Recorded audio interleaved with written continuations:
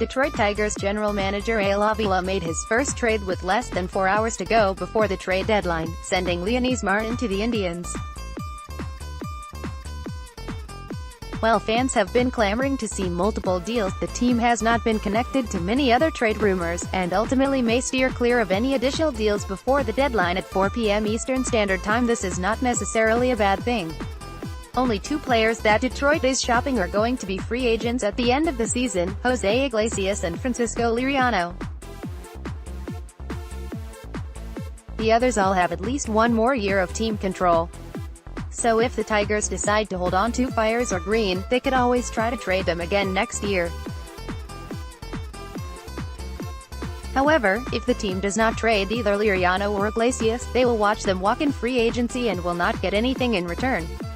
Thus, it makes sense to deal them if any team is willing to offer even a decent package. Jose Iglesias is actually having his finest defensive season since 2015, slashing .266, .308, .390 with 4 home runs and a career-high 13 stolen bases.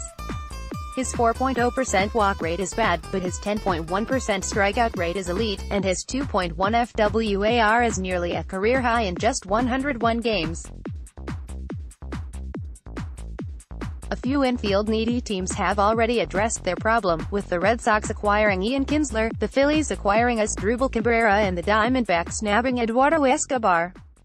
That does not mean that Iglesias is not tradable, although it's hard to see him taking a starting spot anywhere, which dilutes his trade value. The Brewers could show interest in Iglesias as a utility infielder and insurance at shortstop for Orlando Arcia, who has not swung the ball well this year. The Brewers just struck for Mike Moustakas, which moves career corner infielder Travis Shaw to second base. Iglesias would offer premier defense up the middle, something Milwaukee could really use. A few prospects in their system to keep an eye on are first baseman Jake Gatewood, first baseman Chad McClanahan and catcher KJ Harrison.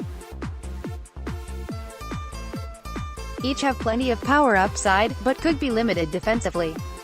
They would all slot in around the 20 to 30 range in Detroit's top 30 prospects.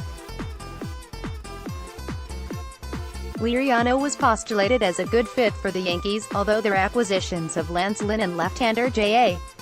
Happ likely ended that possibility. If the Yankees are out, one team that could show interest would be the Atlanta Braves. We connected the Braves to left-hander Blaine Hardy earlier in the season, primarily because the Braves need left-handed pitching help. Liriano would of course provide that as well. Despite his pedestrian numbers on the season, 4.62 ERA, 70/49 K/BB ratio, Liriano has done a good job of limiting left-handers. On the season, Liriano has held opposing lefties to a comical .113, .214, .210 line with a 8.24 K/9 and a 3.66 BB/9. Liriano is not going to command much in the way of prospects, but the Braves could find him as a cheap loogie going forward. A few names to keep an eye on: shortstop Riley Delgado, 2B Durian Cruz, and infielder Braulio Vasquez. All carry considerable risk but have tools that make them intriguing. While none would slot into Detroit's top 30 right away, they could each get there with a step up next season. Next, trading Leonys Martin to the Indians makes sense. It will be interesting to see if Avila and the Detroit Tigers are able to pull off a last-minute trade with one or both of their expiring contracts. If they can, it will help take small steps forward in the rebuild.